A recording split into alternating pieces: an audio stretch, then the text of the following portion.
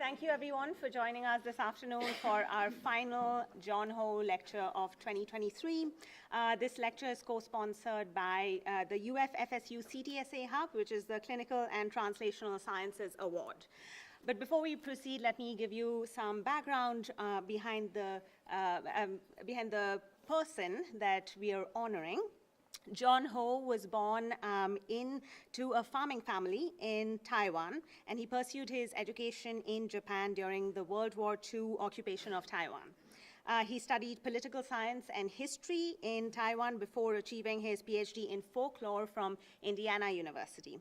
And then in the late 1960s, John and his wife, Lucy, relocated to Tallahassee, where he served as a professor in the anthropology department for the rest of his career. Simultaneously, his wife became famous for her contributions as a costume designer for FSU, opera and theater, and also for establishing a chain of restaurants in Tallahassee, which at some point had 10 establishments. So today, we pay tribute to John Ho through this lecture series. He devoted 4 decades of his life to FSU, and both he and Lucy have provided exemplary models of unwavering commitment, diligence, resilience, and dedication. And so it is in their honor that we invite scholars to FSU who epitomize these outstanding qualities. And on that note, it is a great pleasure to introduce our speaker today, Dr. Mkuu. As a longtime collaborator and colleague, I have had first-person witness to the impact of her work in public health. Rama currently serves as assistant professor at the Department of, in the College of Medicine at Health Outcomes and Biomedical Informatics at the University of Florida. And her focus has been on addressing health disparities, especially in chronic illness and among underserved populations.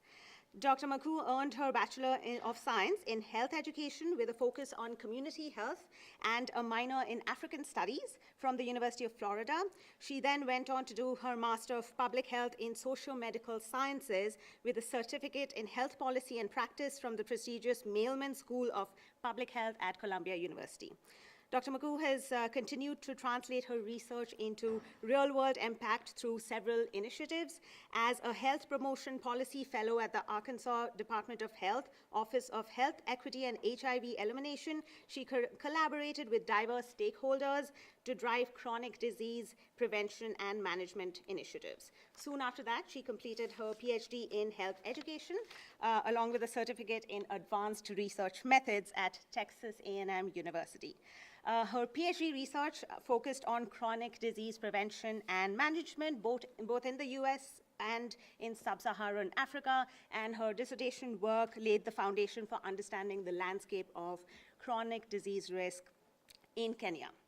Her current research is centered on promoting cervical cancer screening, and her work has been published in esteemed public health journals and presented to audiences both local and international, including the World Health Organization. And in addition to her academic and research contributions, she's also actively engaged in practical public health initiatives. She served as the city research scientist and citywide hypertensive initiative coordinator at the New York Department of Health and Mental Hygiene. Her tireless dedication to improving public health and really translating science into meaningful, actionable change really sets her apart as a leader in public health. And please help me in welcoming her to this lecture.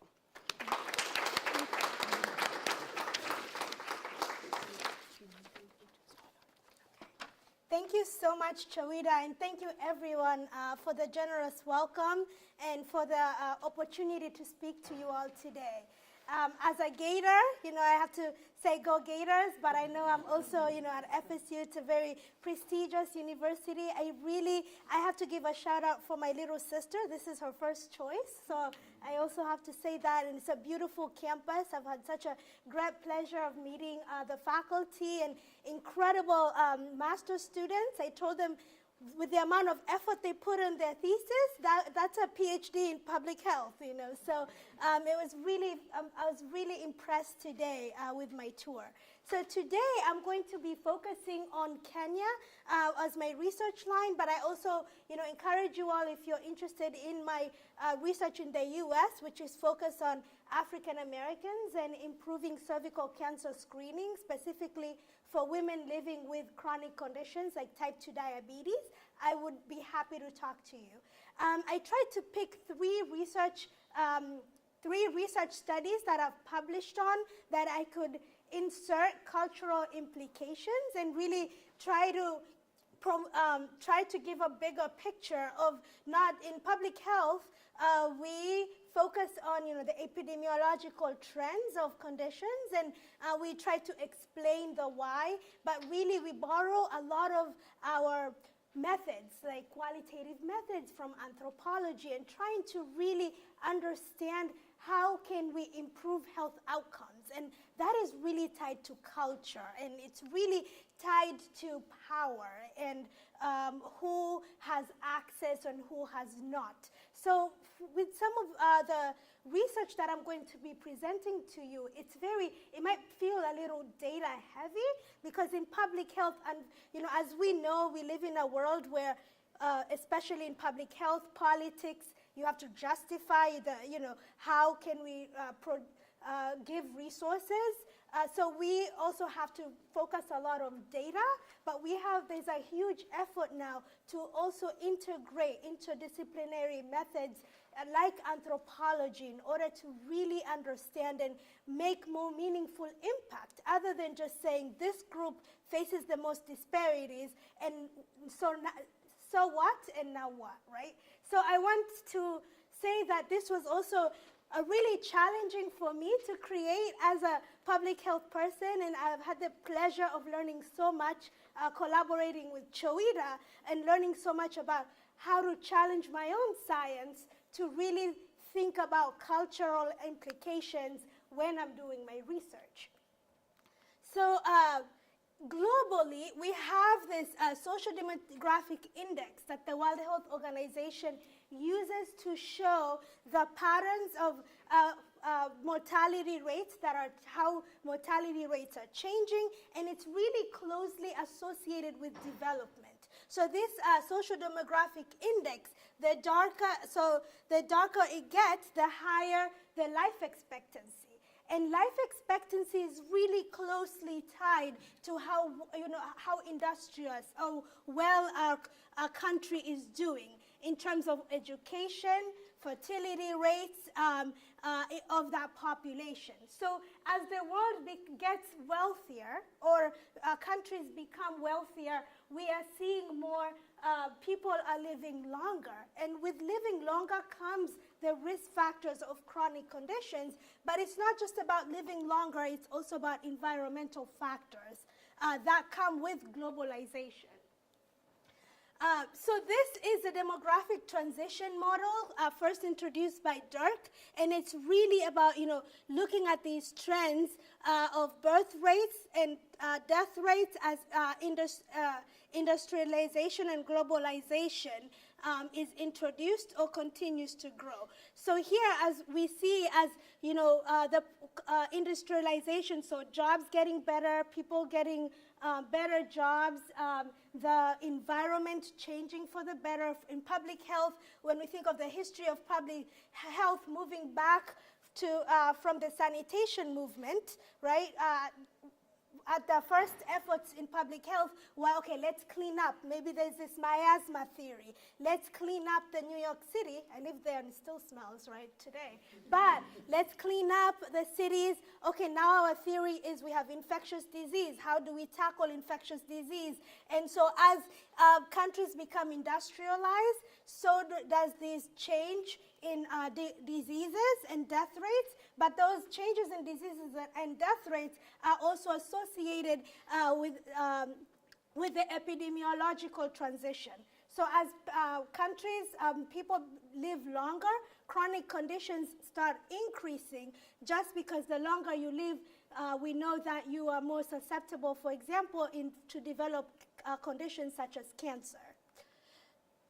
So this shift in and I'll be switching from saying non-communicable diseases to chronic disease. Those are interchangeable typically.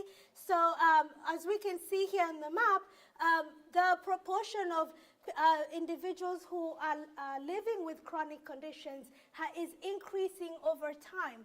And in countries, that proportion is changing. So in the 90s, we see that, most chronic conditions were concentrated in developed nations versus developing countries. And now we are trying to see a double burden of both chronic conditions and non-communicable disease. So almost, as you can see here today, we'll be focused on Kenya, for example. It's one of the countries that in 2015 was named by the World Bank as from a low-income country to upgraded to a low and middle income country. So Kenya is one of the most rapidly growing countries in the world, and so as its status has increased, now it's facing a double burden, and we'll talk about that shortly, of both infectious disease and chronic diseases. So this is just to hammer down the point of the leading causes of deaths globally. So heart disease, stroke, cardiovascular diseases are really the leading causes of death. But as you can see, I'm sharing two examples here. In high-income countries like the US, we have heart disease as the leading killer, but that is also the same in low and middle-income countries. So these trends, in a few years ago, like maybe even, I'm aging myself, but in the 90s and early 2000s, HIV, for example, would be a leading cause in low-income countries. So chronic disease, why should we care? Why, in the US, why should we think about chronic disease in low and middle income countries? This is because the low and middle income countries bear the burden of chronic disease deaths. So as I mentioned, the countries are facing a double burden of both infectious disease and chronic conditions. Therefore, their health systems are already overstretched. And therefore, individuals who have conditions like type 2 diabetes or hypertension might not have the same resources for these conditions that require long-lasting care. So because of that, 70% of all deaths that occur every year because of chronic conditions are really traced to low and middle income countries.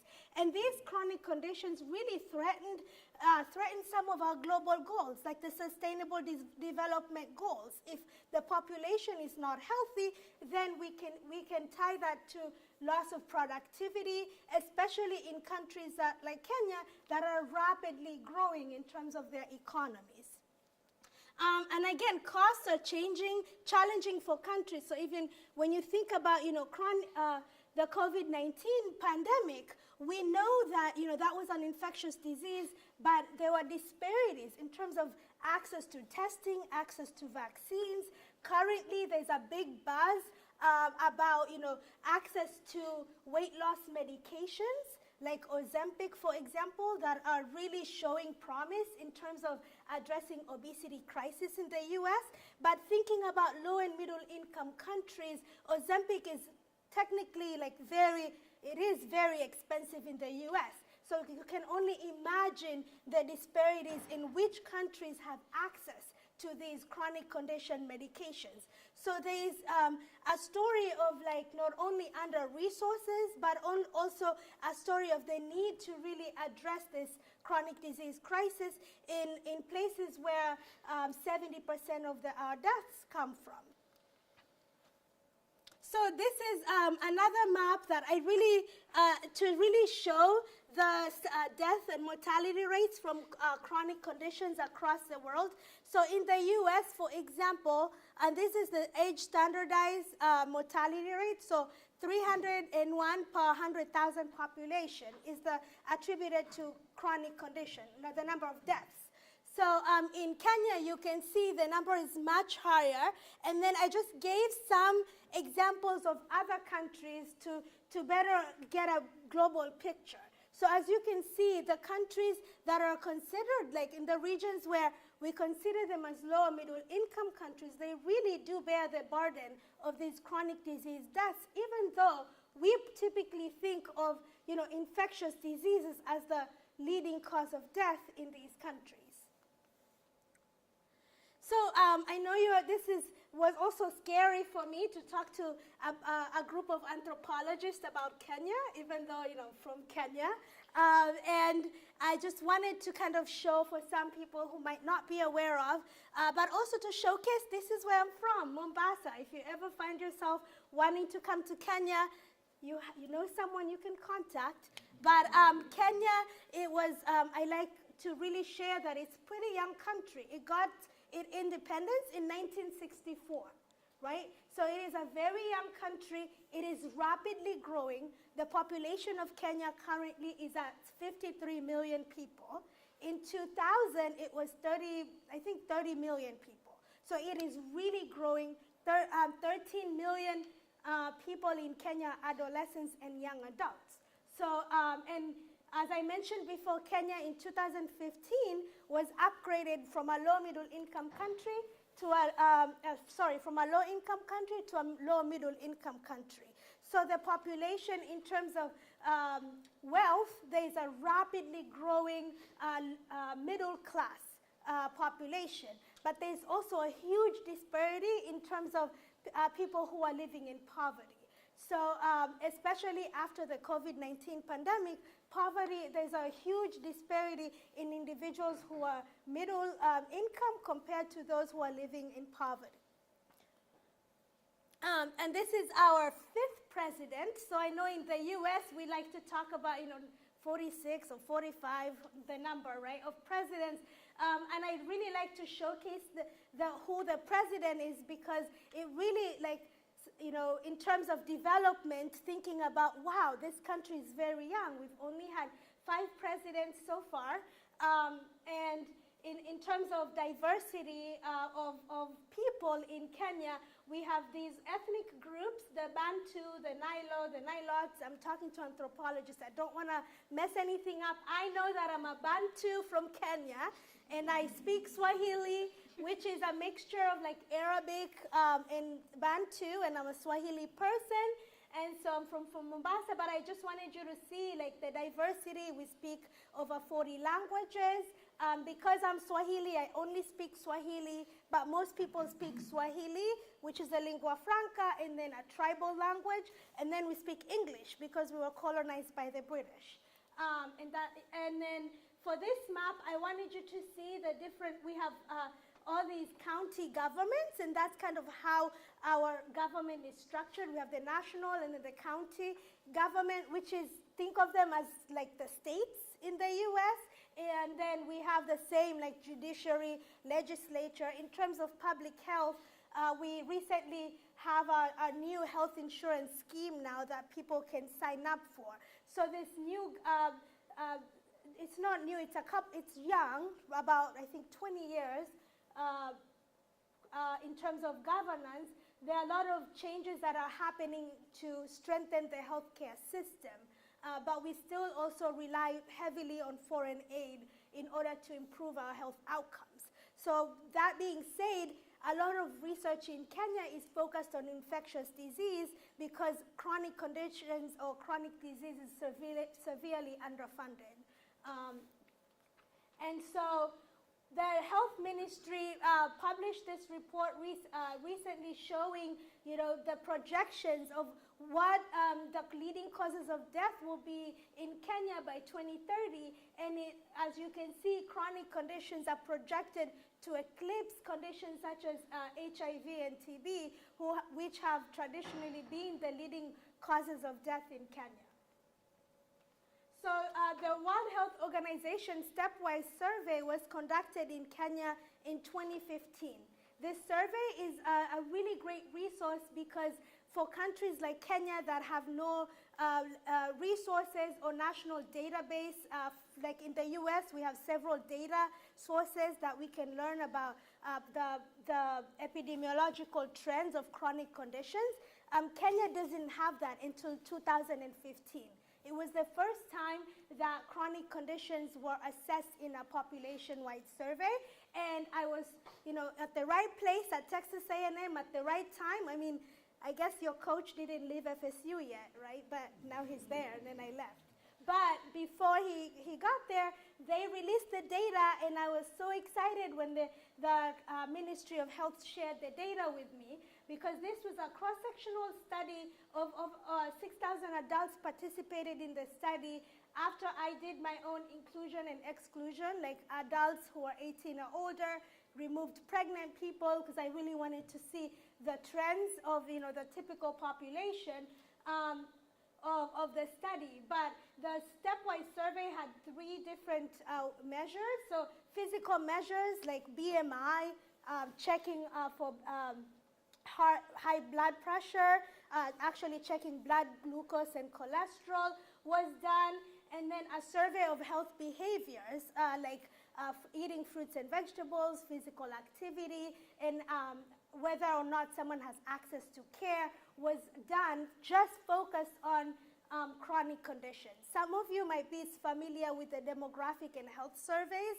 in other countries, and that one usually focuses on HIV, infectious disease, maternal child health. So this to me was like a forever birthday present, right, from the World Health Organization. And so this first study that I'll talk about, I moved too quick, it was going to looked at the prevalence and factors associated with overweight and obesity in Kenya. So why overweight and obesity? We know that obesity in research, obesity is really associated with chronic conditions. So you are an increased risk of developing chronic conditions if you have this condition of overweight and obese. And so in Kenya, cross-sectional studies have been done, but in smaller populations in Nairobi, which is the capital, or in other populations like slum dwellers to look at prevalence. But at this time, it had not been done in a nationally representative survey.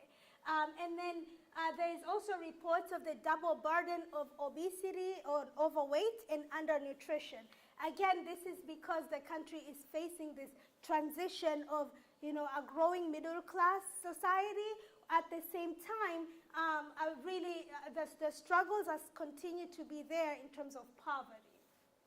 And obesity has increased in Kenya, according to the Demographic and Health Survey, from 35% when the survey was conducted in 2014 to the recent survey is reporting 45% of the population has overweight and obese. So it's really mirroring our population here in the US in terms of those numbers. And so the risk factors of obesity in Kenya is like higher age, just very similar to the US. But one interesting finding I want to focus on, in Kenya, overweight and obesity is concentrated more among people who are wealthier compared to poverty.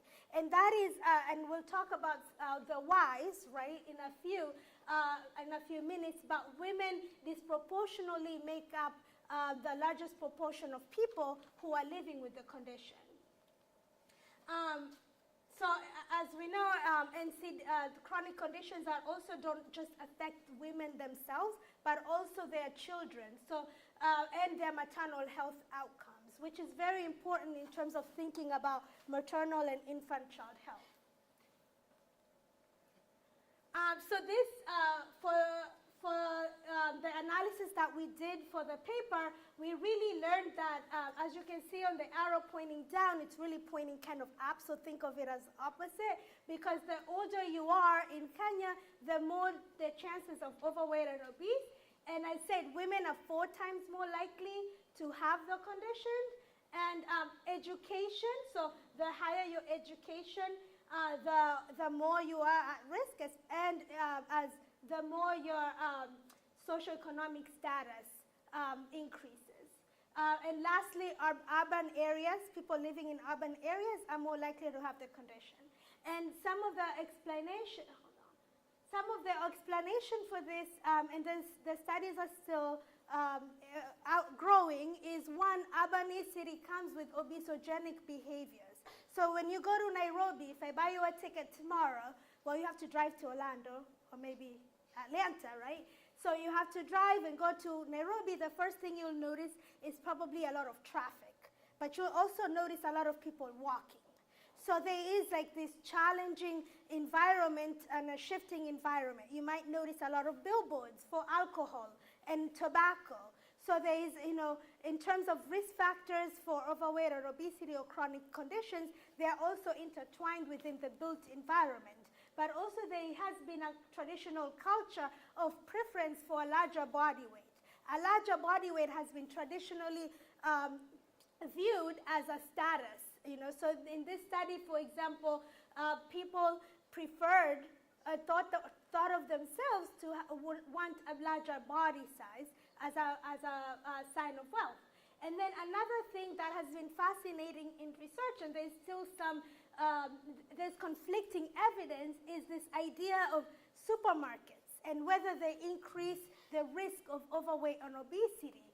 There are some papers showing that supermarkets are associated with higher BMI. This is body mass index, a measure of overweight and obesity, because of access to, you know, high sugary sweetened foods or processed foods. But then some studies, like the Wanyama paper, really show that among people who are living in the slums, for example, who have limited income, relatively a small amount of people are shopping in supermarkets. But dietary diversity, so having access to eating different types of vegetables that are nutritious might really be a bigger predictor than just where you're shopping. So this research is still growing.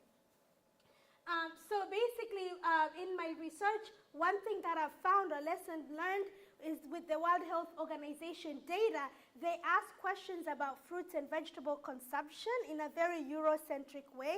How many servings of fruits and vegetables have you eaten? And when I analyzed the data, I learned, according to the World Health Organization, we should all eat 6 or more servings of fruits and vegetables a day. And when I analyzed the data, only 6% of my sample, 6, have eaten the adequate recommended sample. So, and as a Kenyan, I don't believe in that, because we have rice and we have our stew that is full of mchicha, which is one of our foods. It's like a green kale. So I think that the way we, like culturally, there's a way that we might define eating fruits and vegetables very differently. So that's one thing I'm really interested in studying in the future. Another thing that did not come to be significant was this idea of sedentary activity, the number of minutes you spend a day sitting, which you might have seen papers talking about, you know, sitting is the new smoking or something like that, right? So I was very curious, and I added that to the model, and it was not significant. And also alcohol, which was interesting, alcohol consumers had a lower odds of overweight and obesity in this study, but I think that is also interesting. It supports some findings of the complex relationship. Some people have found that, but also we know alcohol consumption is associated with overweight and obesity in the US, for example. But I think that might also be a question of which type of alcohol are you consuming, and we'll talk about that shortly. So there's strengths and limitations. I'm happy to talk about that, but the strengths and limitations are really just because of the secondary data. I do not have the power to really ask, you know, my population, really, what did you eat yesterday or the last 20 days, so that I could get a better picture, for example, of the relationship that I was looking for. So the next study here is going to examine the characteristics of recorded and unrecorded alcohol in Kenya. Wait, that was not right. That's why I was like, this slide. So this study is actually going to look at multiple chronic conditions in Kenya within the same sample from the World Health Organization. In the US, we know that, you know, there's at least 35% of the population lives with more than one chronic condition. And I was curious to see if, you know, people in Kenya also live with more than one chronic condition, because this paper of Herag, which they interviewed people from the slums, they found that 20% of people living in a Kenyan slum had more than one chronic condition. And so these are just the variables that I added to my model to look at, the relationship and clustering of these health behaviors, demographic characteristics, and chronic disease risk factors. And so I used the latent class analysis, and what latent class analysis does is you have your variables and your model, and you have your population, and the latent class analysis clusters the people in your model according to the likeness, how close they are to each other.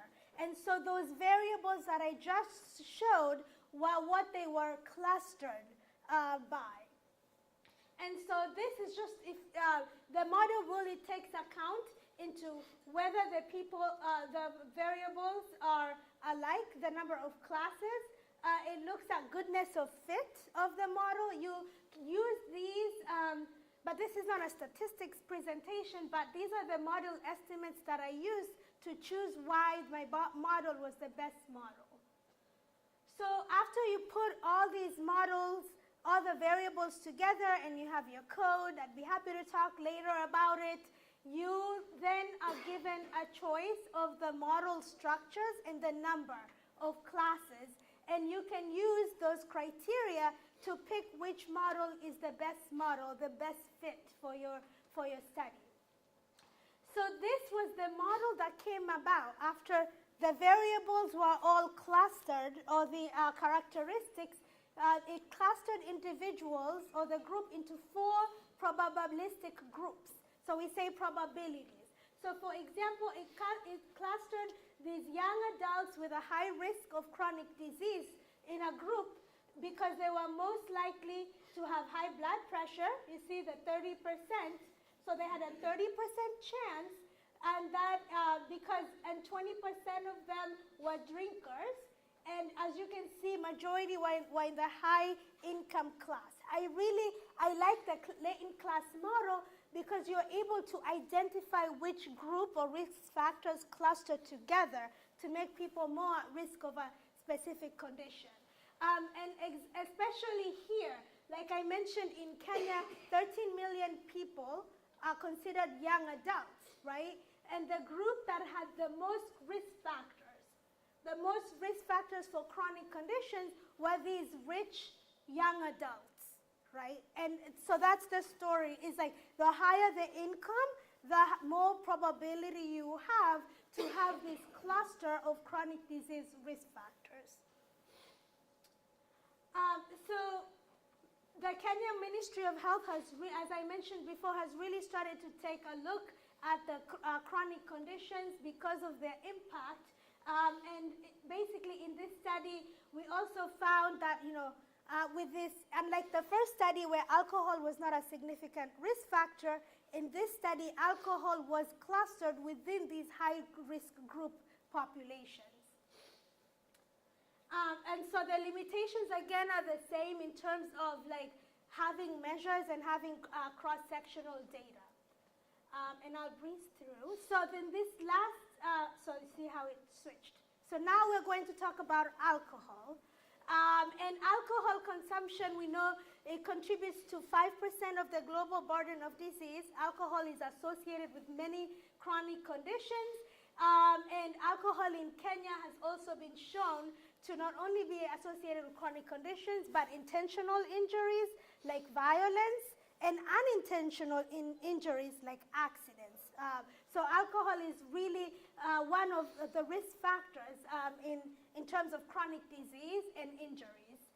And in Kenya, we have, like in the rest of the world, there are 2 types of alcohol that are consumed. So we have unrecorded alcohol and recorded alcohol. So recorded alcohol is the alcohol that, if you go to UF or FSU and you go to a bar, they gotta check your ID. If you're not 21, you have to go home, right? I hope you go home. So recorded alcohol is highly regulated, right? If you go to Publix, maybe not anymore. Anyways, I used to be a cashier in undergrad. So if it's before noon on Sundays, it's being regulated, you cannot buy it. Unrecorded alcohol is alcohol that cannot be regulated. So if you have, I almost went a different way. So alcohol that cannot be regulated. So think about moonshiners, right? Think about moonshine. Think about maybe the friend who makes some in a bathtub, on the weekends. So unrecorded alcohol is illegally produced. It's imported, right? If you go on a cruise and come back, that's recorded, right? Because they know you bought it. If you sneak it in, it's unrecorded, right? Homebrewed, made at home, not consumed where it's registered, and then not intended for consumption. For this one, think surrogate alcohol. Like some people might be struggling with alcohol, and they might choose to drink something like nail polish remover. These are like surrogate alcohols. So those are the that's the definition of unrecorded alcohol. And 25% of alcohol consumed is unrecorded globally.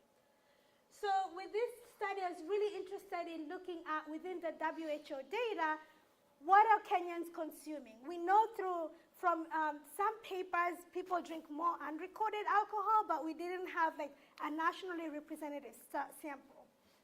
And in Kenya, unrecorded alcohol, is really, it's traditional, right? It has a lot of traditional roots.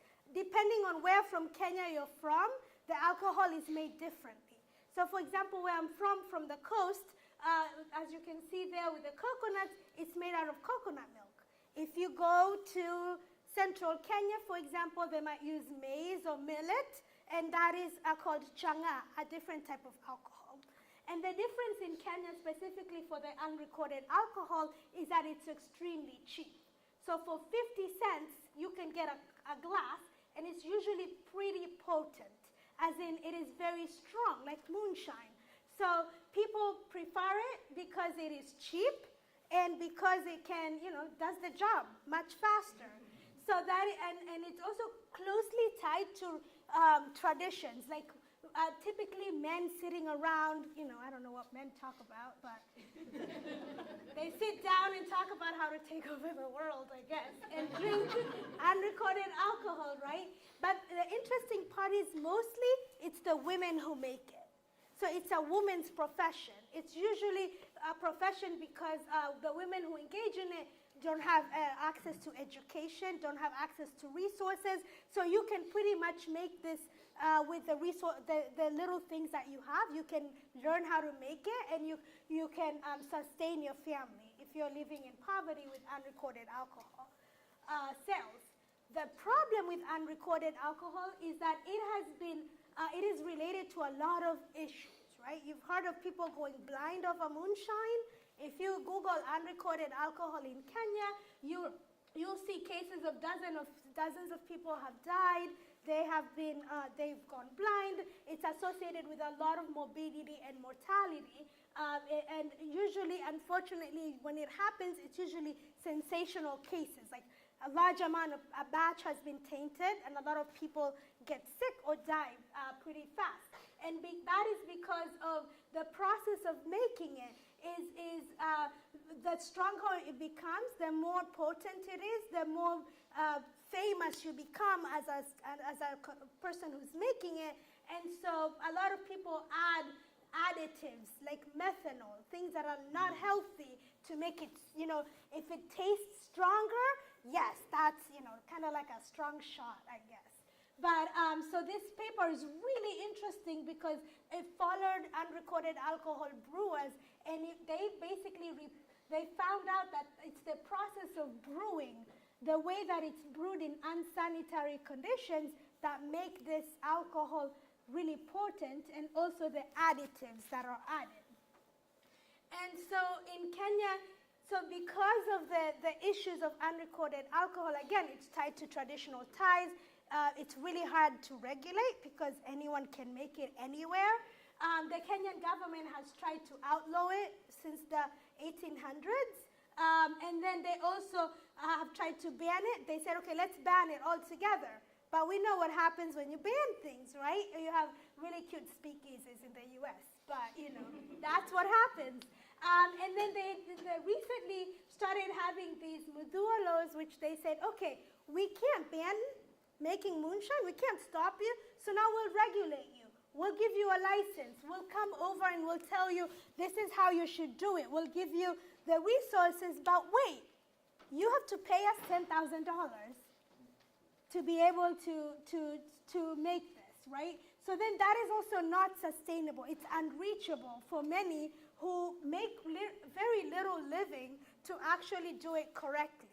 So that's still a very big struggle, is how do you regulate something and make it safer, but also not, it's challenging for the government to regulate it and with the people with limited resources.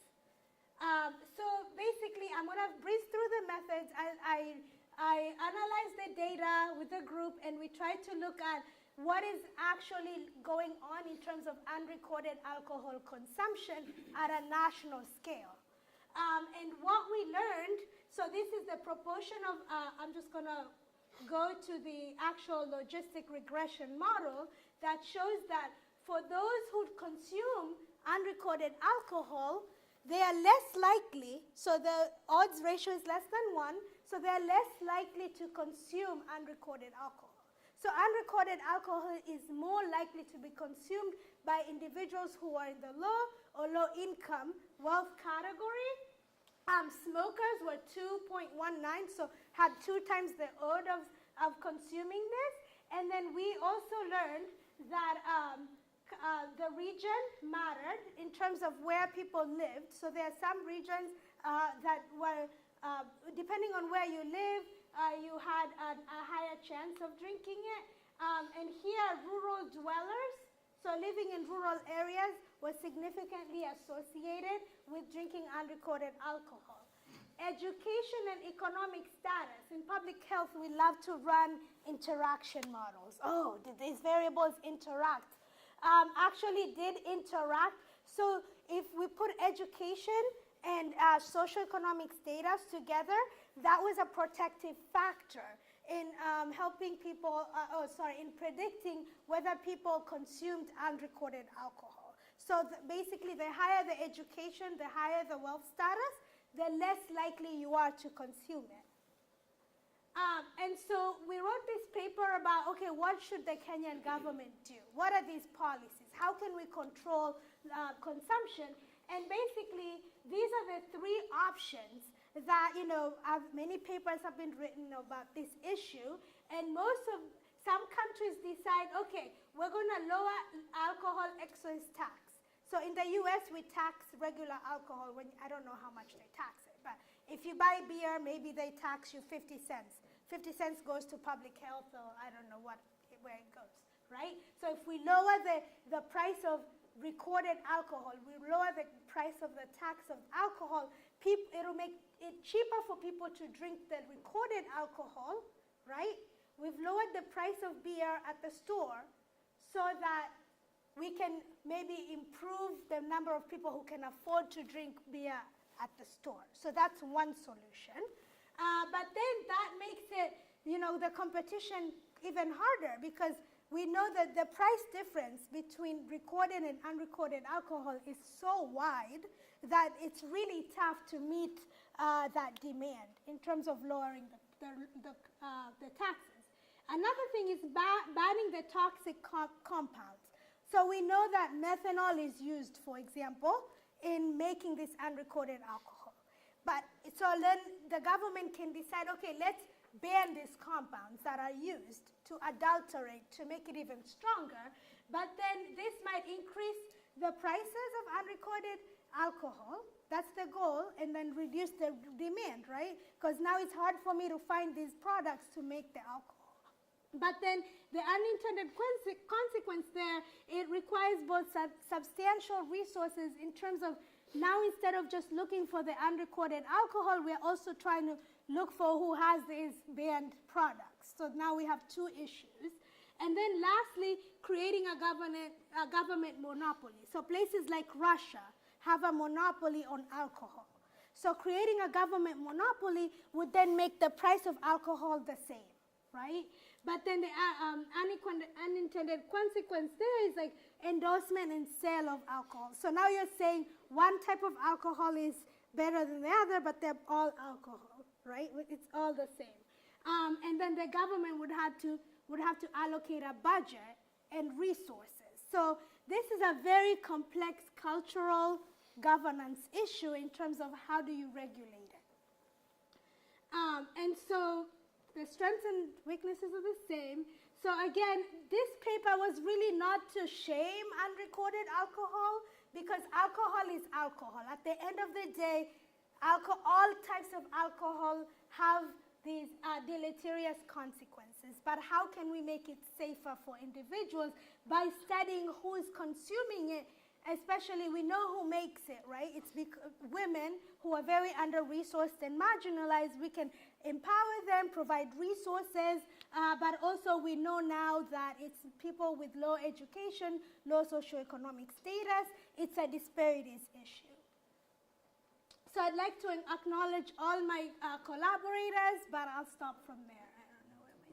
Oh, and that's Stevie Wonder, if you want to email him, but that is my email and my LinkedIn. If you'd like to contact me. Thank you.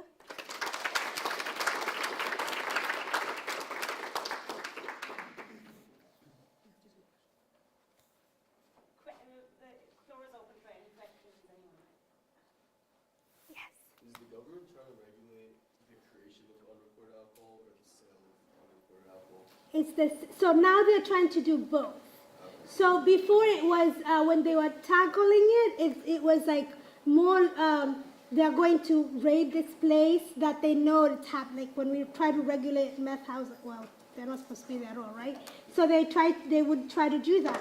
But now because of the new law that they are requiring licenses from people, they're also regulating the creation.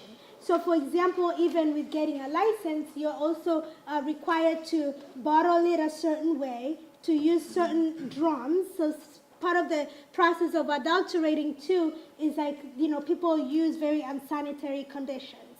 So now they're doing both, so regulating in terms of creation, but also trying to go for people who are not doing it like legally, basically. But then just to follow up on the question, wouldn't one possible solution be for the state to lower the price of the regulation? I mean, instead of, you were saying they were charging 10,000, I can't remember the monetary. Yeah, it was like 10,000 shillings. Shillings, yeah. Yes, I mean, it seems like the state, in either wanting to create a monopoly or not considering reducing that price, sees this as a sector in which they're going to make profit. It's a kind of neo-colonial positioning of the state. Yes. And so I was kind of surprised that one suggestion wouldn't be for the state just to do that, which would also imply, I think, that the state would be considering the women producers as public health collaborators and not just problematic. I mean, there is a lot of stigma in this discourse. Yes, there's a lot of stigma Yeah. because of, there is a lot of stigma because it's also stigmatized in itself, right? The alcohol consumption, like as you can see, there's a type of people, unfortunately, that it attracts. And I agree, but the challenge here with I think when they started to regulate it, is that before the regulation, there was no budget, right, for regulation of alcohol. They had to create a whole new, it's called NACADA, National Alcohol Something Alliance. It's like this national organization to regulate it. So I think that is the biggest challenge, even in our paper. We talk about, if you want this to be safe, don't make it unreachable. Like the taxation or registration fee, as they call it, it's too high and unrealistic. So there was a paper, I think it's the Kerry paper, it talked about the different, oh no, I think that was a newspaper article. It talked about the difference between if I had 10,000 in my pocket, the amount that I'm supposed to register, I could make myself like 3 or 4 factories of unrecorded alcohol. So that is that would be a huge recommendation. Right, so it's not that the women are doing illegal things, they're just being smart. I mean, they're actually investing wisely from their point of view. In their point of view, this is how they're feeding their families. they're not doing, no, they're, but in the consequence, is what usually gets their attention, right? But we know that the women are doing this because they have no other option. This is a way to feed your family. And when I presented to the World Health Organization, that was my focus, was like, yes, when we think about these regulations and how we are going to, in public health, unfortunately, we try to have a policy that would be easy to regulate.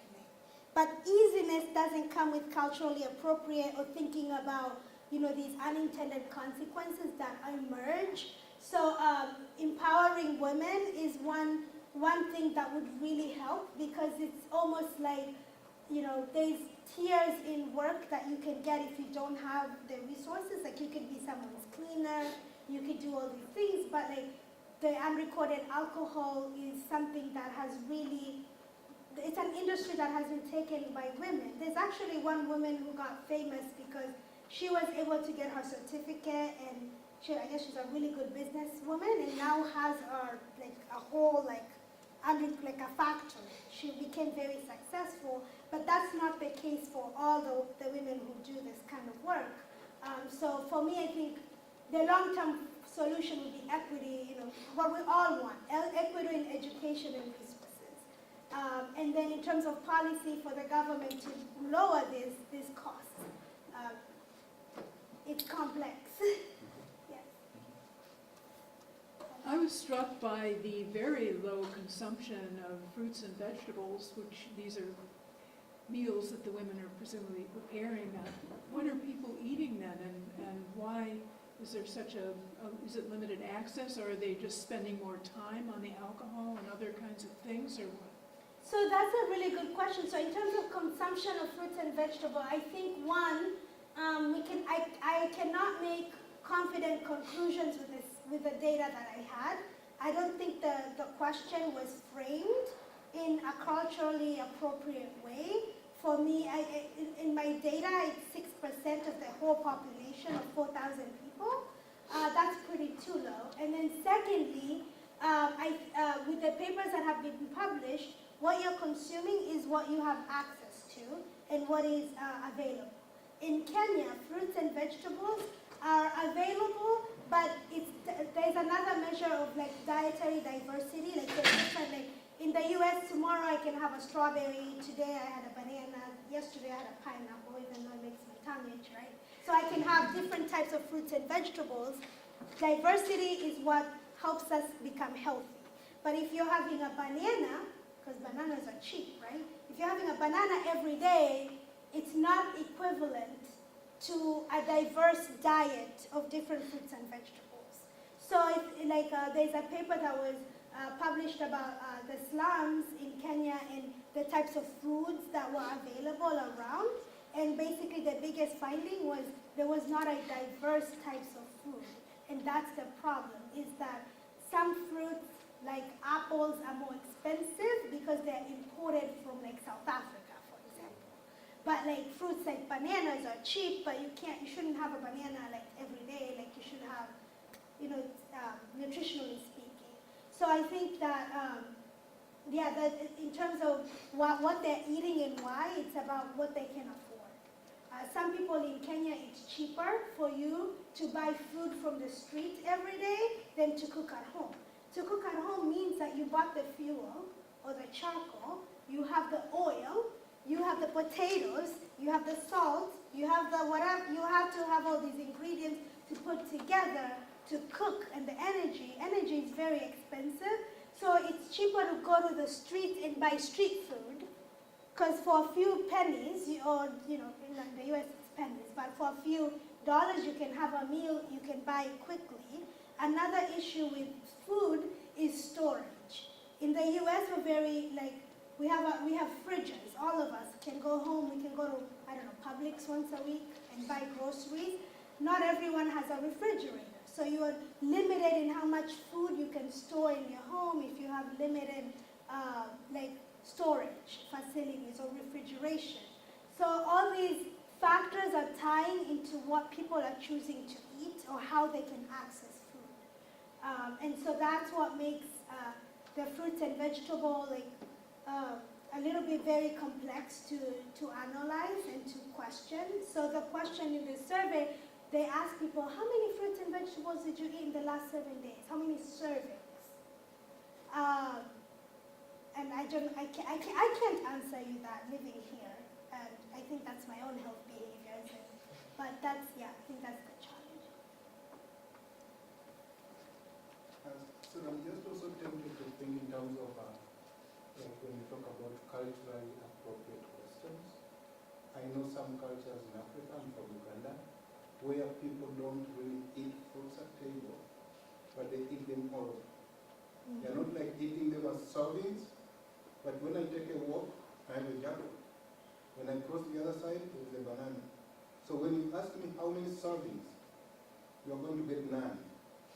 But is it true that that day I did not eat fruits? No. I ate fruits, but not as serving. So some places they eat fruits, they're just, you have a banana, you have an avocado, you have this, you eat when you want, not like food. So some might take it that way, and then they will answer the question as, no. So in the end, you get kind of little kind of value for the question, because maybe the way it has been framed, it does not respond kind of to what the culture is. I appreciate you saying that. My husband is still trying to teach me I can't just grab someone's fruit in our neighborhood because it's not in my tree. It's not my tree. And I was like, but it's right there and it's falling.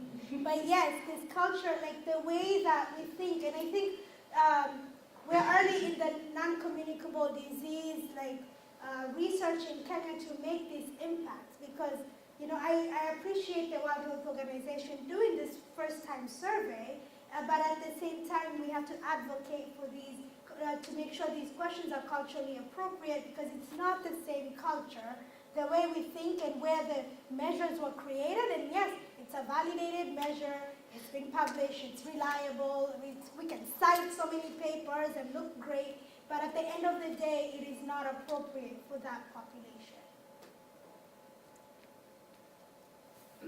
So these are great questions, and I think since we've talked about it, what is it that ethnographers, what is it that anthropologists, how can we help in creating these kinds of surveys or doing the ethnography to actually get to the sort of kind of the heart of the matter and actually produce data that is valid? Yeah, I think there's a huge opportunity, especially even with nutrition and just better learning about how people live in order for us to have a better understanding of what is contributing to these long-term outcomes. So the why. So for example, with the food questions, here the question about how much did you eat. I'm reading in a lot of research now that it's not even in the US we stress, for example, I just wrote a grant about nutrition among cancer survivors and looking at what cancer survivors, how they're managing their weight after finishing their cancer treatment. And in my head, I said, yes, let me do an intervention on nutrition, fruits and vegetables. And the more I read the literature, the data was so weak in terms of, there's evidence that eating fruits and vegetables is associated with better outcomes. So there's this need to better understand how food is prepared, how is it prepared, and how are people making decisions about what they're eating, not just what they're eating. Because I think we focus so much on what we eat, and oh yeah, don't eat this. Wine is good this week, next week it's not good. It's red wine, but I love sweet wine. So what's the, so I think we focus so much in public health, and on like, okay, what is the most statistically significant thing we can tell people to eat to prevent cancer, but we don't think about why are people eating this and what are the decisions and what are the traditions around this. I know there's a lot of I follow some groups, like African American groups for research, and there's some resistance now on like vilifying even the African American diet in the Sunday diet after church. There was a lot of research at one point and like saying, okay, let's go to churches and change the diet. and that will change how people eat and get them healthier. But then we know there's racism, telomeres are getting shorter, there's other factors in society that drive, you know, how people, like, if I'm not feeling great about myself because of how I was treated, I'm going to go home and find my favorite ice cream, and that's the decision. It's not a health decision. So I think that anthropologists, ethnographers can really help us better understand and get to better sustainable solutions. Because I know I should drink 8 glasses of water, because you all heard about the study. I drink 8 glasses of coffee, right? So, and I'm in public health. So I think that's where anthropologists and ethnographers can really influence public health. How do you balance that idea of eating healthier and also like the idea of this is my traditional food? Like you said, like African American diets, it maybe it isn't healthy, but that's part of their culture. You can't tell them to not participate in part of the culture. Yeah, and I think that's where we have, you know, cultural anthropologists, and we learn, that's where we bring in different, different people when we are creating our research projects. We bring in the community as part of the solution, as part of the research team.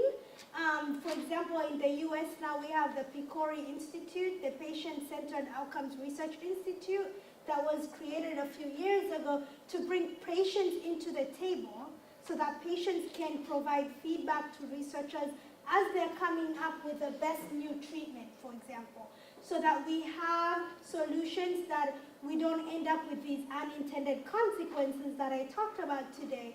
So I think having the community there, or being able to, you know, there's many examples of methods like CBPR, community-based participatory research, then you would learn more as a researcher which angle to take or how to better frame. Framing is very important. When I was in New York City, the health department wanted to, they ran an ad for preventing teen pregnancy, but they had this teen moms holding their moms in the subway, like a picture, and it was just like very stigmatizing, like he'll leave you as soon as you know, like very, and I was like, who approved this message, right? So I think that, you know, sometimes the solution is as simple as bringing the stakeholders that you're researching as partners on your team, and that's kind of how you come up with a solution. And you actually treat them, not tokenize them, but you actually listen when they give you ideas. In 2003, Kenya abolished school fees, Mm-hmm. and that brought many people back to school, including females. Yes. Did that have an effect? Did that maybe reduce the number of participants in this alcohol production system? That was another paper to write, and I don't know if I have the data for it, but that is a very good question. So, and I was a product, actually I moved here in 2004, so I got to experience that. And that was a huge endeavor for the government to abolish school fees, but I am not sure, I haven't seen any research looking at school fees, abolishment, and alcohol. I wonder if there might be something on HIV, because it's very well funded, that research question might be there looking at disparities, but that's a good question. Well, the minute you have education, you have information flow, because you can read and you can absorb things that, you know, being illiterate is like a wall of isolation. So it must have an effect. I don't know that people have, you know, studied it.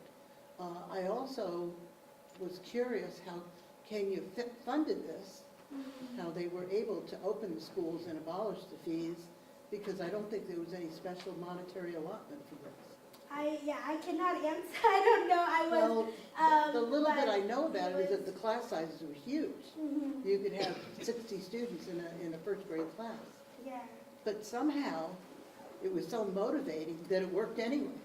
Everybody wanted to be there, even if they would sick the other students. Yeah. So, I don't know, that's instructive, I think. I may not be the right source, but I worked in Kenya for 5 years, and I worked in some of the neighborhoods like Bera, like across, there's one called Kangemi, across the town, and I was working in a parish setting. I was running schools, centers like that, but you find that abolishing school fees or tuition fees did not bring the solution. Actually, it's part of the problem. Why? You have government schools congested where learning is not taking place. People are going to school every day, but there's no learning. No kind of capable people send their children to government schools because learning is not taking place. So in the end, the schools that are there are not really helping. You spend 7 years in a primary school and you cannot write your name, which means you have sent them, there are no teachers, no resources, nothing. So in the end, I think abolishing school fees is very good, but when you are prepared for it, which I think we want. I remember there were teachers going months without pay during the time. So it's very complex, yeah, but that was a good question. I hope, maybe I'll find the data to crunch it. We have time for one more question. In the first half of your presentation, you mentioned like the growing percent of overweight and obese individuals and how it was a risk factor for chronic illness. But you also mentioned that Kenyans actually prefer larger body sizes. So how do you deal with like, this clash with biomedical and cultural ideas and norms when looking for preventative measures for non-communicable disease? Exactly. That is like the million-dollar question. Actually, that question is really good because it is, I think, correlates too with our idea, even in the US, if you educate people, they will do something about it, right? The more education you have in the US, then the perception is, okay, if you have education, you should be able to make the right health decisions, but we know that there are studies that have been published, education doesn't correlate with health literacy. So even as a person with a PhD, I struggled, for example, after birth of my child, because like health literacy is a huge challenge for everybody, right? So with that question, how do you address the preference for larger body weight when you know that it has some harmful effects? I think still in the US we've talked about chronic conditions for many years because they've been a challenge. But in Kenya now people are starting to learn. So I think my bachelor's is in health education. I still value the importance of informing people. Like in the study that I cited with the image where they asked people, a lot of the participants did not correlate the larger body size with health outcomes. So there was no association between, preference of body weight, but that's associated with negative health outcomes. So I think that's one thing, is like providing more education to people. But also I think cultural norms are shifting globally. Kim Kardashian, my cousin's in Kenya, know her very well. So like even if, the US and now, because of Twitter, Instagram, all these resources, kind of our knowledge is starting to, I don't want to say like, combine, but there's increased information flow about risk factors. So I think, and it's complex because the idea of the ideal body image is shifting also because of Western influence, right? People wanting to look like Kim Kardashian, maybe don't get a BBL, but you can work out, right? So it's complex, yeah. But I think the key there is to inform people about, the health risk factors. And again, these medications that are coming out too are increasing the people's knowledge about obesity as a chronic condition, not as a failure. It's a chronic condition that has to be treated just like hypertension and diabetes. So the stigma, I think, helps too. Reducing the stigma against obesity also will help with the narrative of health, correlating it with health factors. Right, Rama, thank you so much for Thank this. you. Thank you all for joining us. Also, now that Rama has talked about the dangers of alcohol, we're all going to prove for happy hour, so please join us if you can. Thank you so much, everyone. Thank you for the opportunity. Thank you. Thank you.